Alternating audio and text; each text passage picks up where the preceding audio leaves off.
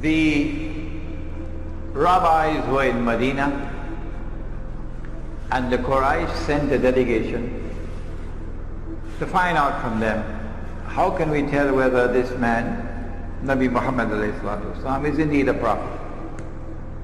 The rabbis had asked him 3 questions, which only a prophet can answer. And Allah subhanahu wa ta'ala is sending the answers to the 3 questions. One of the questions was, ask him about the great traveler. Ask him about the great traveler who traveled to the 2 ends of the world.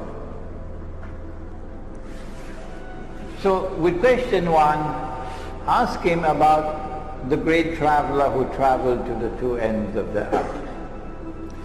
And we are told that this traveler is called Zulqarnain, the one who possesses 2 qarns.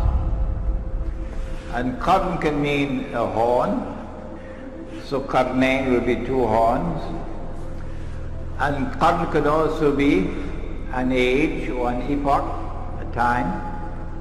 So qarnain will be 2 ages. So this is a man who is either of 2 horns or impacts upon 2 ages. قُلْ سَأَتْلُو عَلَيْكُم مِّنْهُ ذِكْرًا.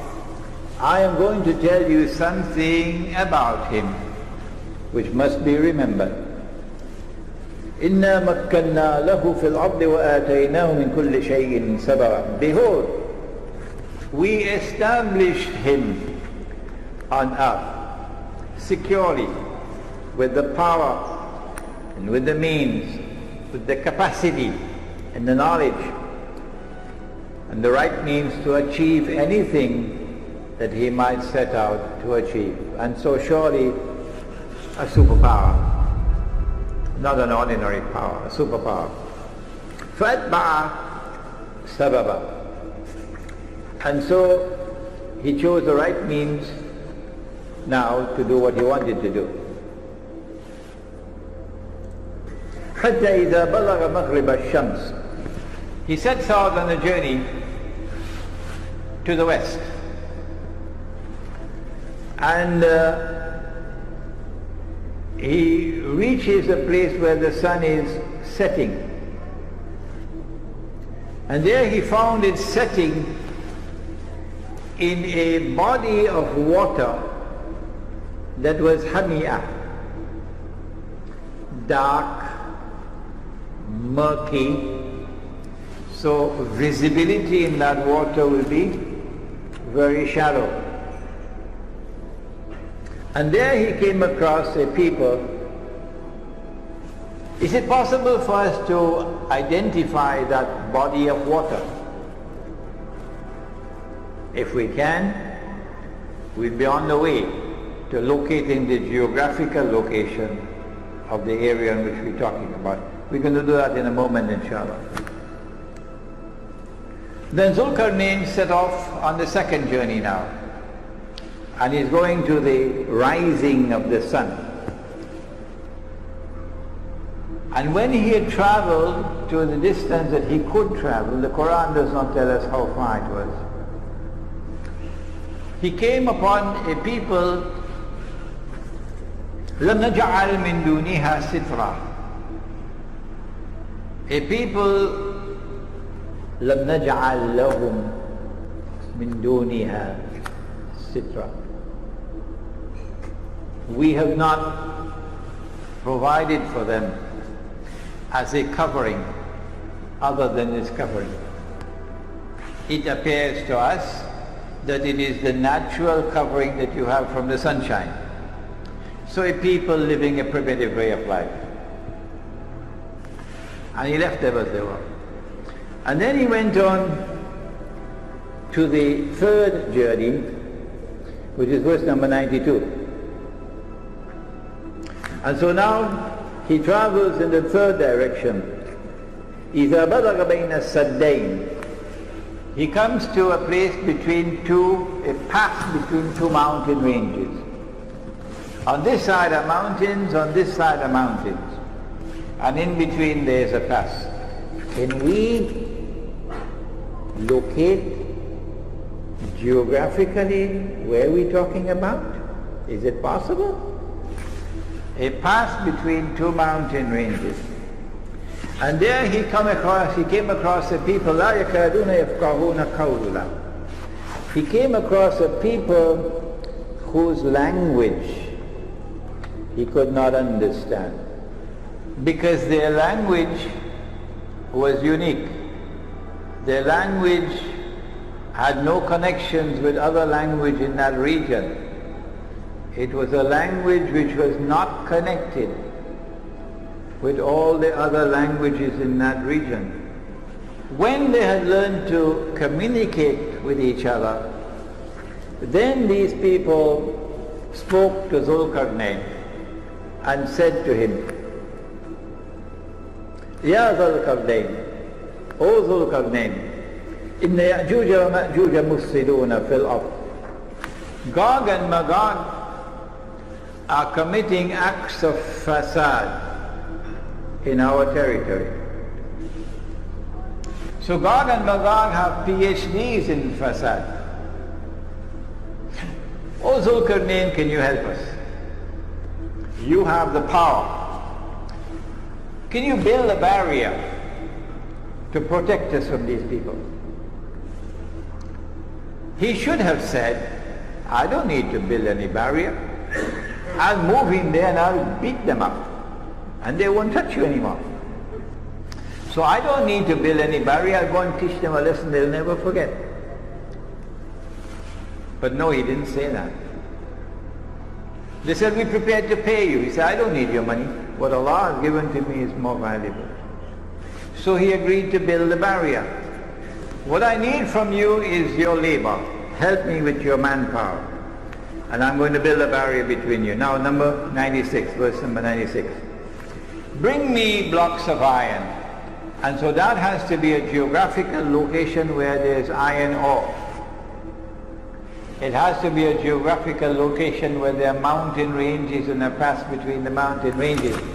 It has to be a geographical location where on the left you have a body of water which is so dark and murky that visibility is very shallow. Okay? And it has to be an area where there are large deposits of iron ore. Bring me blocks of iron. And after he had covered the pass with blocks of iron, he said, build a furnace, blow with your bellows, and now bring me molten copper. So he poured the molten copper, and the engineers, we have an engineer here, tells me that this is to prevent rust.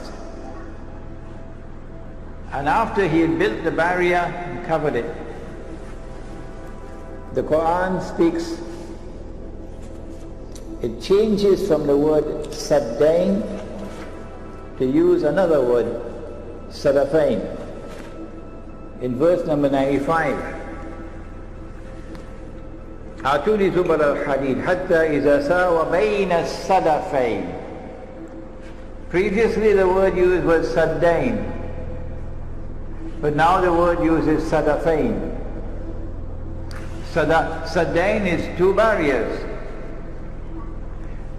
two mountain ranges, but sadafain is something else. It is like the two sides of a shell. We're going to have some pictures like this now. The two sides of a shell. You've been to the seashore. When you open a shell like this, it will be joined at the bottom, but open at the top. That's the shape of the pass between the mountains. Joined at the bottom, open at the top. So when he had blocked off this space, this sadafain, now the molten copper is put on it, and then Gog and Magog could neither scale the barrier nor could they penetrate it, so they're now trapped behind the barrier. And so Zulkarnain now says, هَذَا رَحْمَةُ مِن رَبِّي. This barrier is constructed in consequence of Allah's kindness and grace. فَإِذَا جَاءَ وَعْدُ رَبِّي. But when that time comes of which my word has warned, إِذَا فُتِحَتْ They will not return to reclaim the town as their own until إِذَا فُتِحَتْ, until Gog and Magog are released. When that time comes for Gog and Magog to be released, so that Banu Israel are to be brought back to the Holy Land, جِئْنَا بِكُمْ لَفِيفًا, brought back as a motley crowd. At that time, جَعَلَهُ دَكَّا, Allah is going to bring down this barrier and it become dust. Now let's turn to the pictures and see whether we can locate. This is the Caucasus Mountains here, the white being the snow. And on the left side there is a body of water which is so dark and so murky with so much algae in it that it has been given a name. And that name has been there with it for many, many, many years. Even the time of Ibn Kathir. It's called the Black Sea. It's called the Black Sea. Why? Because it is so dark. If you go to the Mediterranean Sea and you're on a ship, you could see several meters underneath the water. But if you go to the Black Sea, you'd hardly be able to see more than 1 meter underneath the water. On this side of the Black Sea is the Caspian Sea. And in between the Caspian and the Black Sea is this body of land. So we say that Zulkarnain is traveling in that direction to the west, and then in this direction to the east. The Caucasus Mountains are an unbroken range of mountains from that end to this end. But in between the Caucasus Mountains there is one pass, only one, in between. It's called the Darial Gorge. Let's see if we have, here we are. There is the gorge, and there's one side, and there's the other side. And it's like an open shell.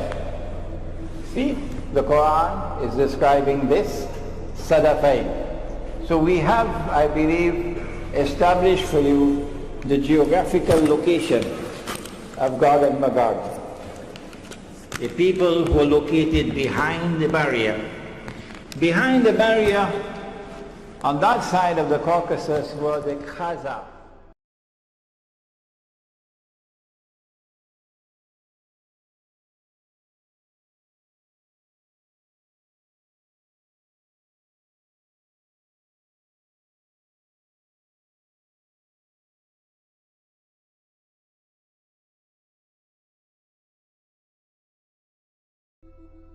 On that side of the Caucasus were the Khaza, a tribe of people who converted and became Jews. Must have been on a Sunday morning. And some of them converted from Judaism and became Christians. Must have been on a Sunday evening.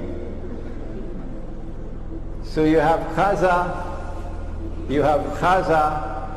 who are Jews, and you have Khaza who are Christians. But they did not become Jews because of religious conviction. They became Jews as a matter of political convenience. So they don't particularly care for Torah and for the laws of diet and so on. So these are people who are Jews as a nation, but not as a religion. A nation, not a religion. These are the people who today control power in the world. Who are Gog and Magog? They are human beings. They are not some strange creature living in the interior of the earth. That's Disneyland thinking. They're human beings. The barrier built by Zulkarnain was destroyed by Allah in the lifetime of Nabi Muhammad alayhi salatu wasalam. And if you don't want to believe this that I have said, fine, you can accept that the barrier is still there. We don't have to be divided and be fighting with each other over it. No. I say the barrier is gone, it's destroyed. You say the barrier is still there. So why do we have to be fighting and dividing ourselves with each other over this? All I'm saying is, if the barrier is still standing, why aren't you searching for it? I think there's a question of credentials here. If a barrier built by Zulkarnain mentioned in the Quran, a geographical reality mentioned in the Quran, is still standing on the face of the earth, not buried beneath the surface of the earth, what kind of Disneyland thinking is that? If it is there standing on the face of the earth, why are you not searching for it? Why has no human being seen and recognized that barrier in 1400 years and more since the Quran was revealed? Why? My answer is because it's already been destroyed. But you don't accept that answer. You say Imran Hosein is misguided. Don't listen to Imran Hosein. Fine. That's shameful. Scholars don't behave like that. If GOG and MAGOG have been released, then we can understand the fasad in the world today. Universal fasad. Inna ya'juja wa ma'juja mufsiduna fil ard. If they are released in the world, they are the agents of fasad. They're the ones who have brought the Jews back to the Holy Land to reclaim it as their own. Then it's very easy for us to recognize who they are. To GOG and MAGOG, Ya'juj and Ma'juj, which are major signs of Akhirul Zaman. And yet, our critics are emphatic that no, the Dajjal has not been released. GOG and MAGOG have not been released. If we can't find a barrier built by Zulkarnain, which is made of iron and steel, it's probably somewhere down a few miles underneath the earth. Is that scholarship? We do not want to disrespect our critics. But we say, if you are not prepared to accept that Dajjal is the mastermind of the modern age, and that GOG and MAGOG are the means through which Dajjal pursues his mission on the earth, then we're very sorry, we're moving on. We can't wait on you. Nabi Muhammad alayhi salatu wasalam was asleep at the home of his wife Zainab radiallahu ta'ala anha. And he woke up from his sleep, when the hadith is located in Sahih Bukhari, in several different versions from several different sources, companions. So we say it is mutawatir. He woke up from his sleep. What he had seen in his sleep, also a vision like Ibrahim alayhi salam, was so terrible, that his face was red, flushed red. It has to be something terrible for the Prophet of Allah to wake up with his face all red, flushed red. What did he see? He woke up and he spoke these memorable lines. He said, وَيْلٌ لِلْعَرَبِ مِنْ شَرٍ قَدْ اقْتَرَبَ. Woe unto the Arabs because of an evil, shar, an evil.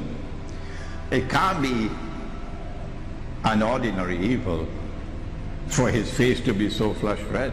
It has to be a very great evil, which is now close. And then he raised his hands like this and he said, today. Today means this day or 1,000 years from now. Where has reason fled? He said, today. A hole has been made in the radam. He didn't use the word sad, he used the word radam. Surah Al-Kahf has both the words. When they ask Zulkarnain to build it, they use the word sad. When he built it, he used the word radam. And the hadith says the radam of Zulkarnain, of Ya'juj and Ma'juj. Today a hole has been made, indicating that the great evil which is going to devastate the Arabs has not as yet occurred. It is an end time event because the words Gog and Magog are there. What is this great catastrophe that is coming on the Arabs? What is this great destruction that is coming on the Arabs which has not as yet come? Where is Islamic scholarship today? Why are you not asking these questions? And I'm not asking the Malay ulama. I'm not asking the Indonesian ulama. I'm asking the Arab ulama. She asked, who? Zainab radiallahu ta'ala anha.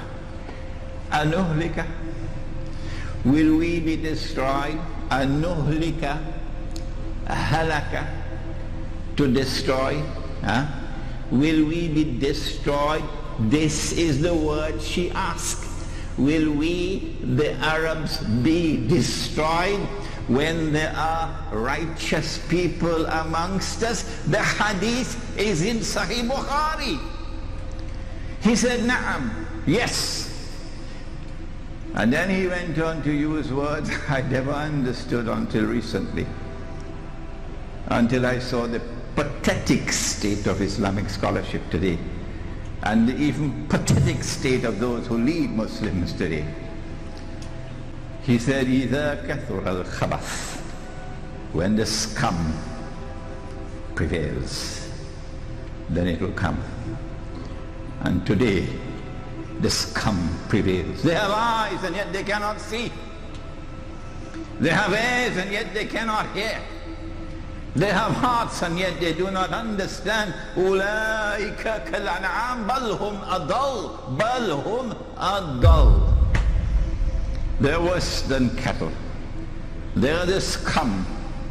And when the scum prevails, then the destruction of the Arabs, not the Malay, not the Turks, the Arabs will take place. But I want to take you now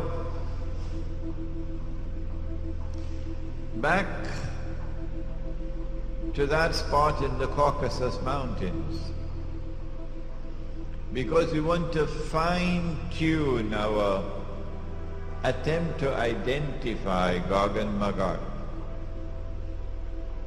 It is not sufficient to say that Gog and Magog are the European Christians and European Jews. No, because amongst the European Christians and European Jews, there will be those who become Muslims, there will be those who are our friends and allies. Do not make the mistake. We have to look for a people who will eventually be moving from that northern area and moving towards Jerusalem.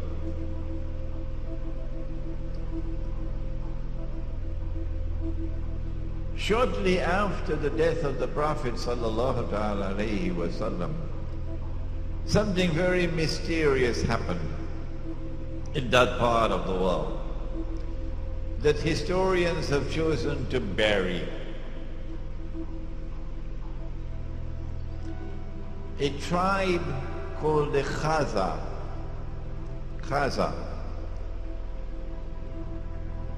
chose to embrace Judaism. And so the world witnessed for the first time the very strange phenomenon of a non-Semitic people becoming Jews. Non-Semitic becoming Jews. And these people, the Khaza, chose to convert to Judaism, but they did so not for any religious reasons. They were not so much interested in the kitab and to follow the law. They embraced Judaism for purposes of political expediency. They were sandwiched between Islam and Christianity, Byzantine Christianity, and they chose Judaism. These European Jews who have no racial, biological connection with the Banu Israel multiplied. وهم من كل حدب ينسلون. Nasl, they multiplied and breeded to such an extent that today 9 in every 10 Jews in the world, 90% or more, are European Jews.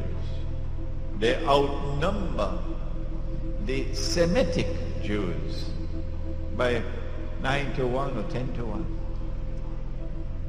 These European Jews, if you look at the list of names of Nobel Prizes for science, for literature, would you name it, you will find that these are people who far exceed the rest of mankind in their intellectual brilliance, in their academic achievements, in their scientific research.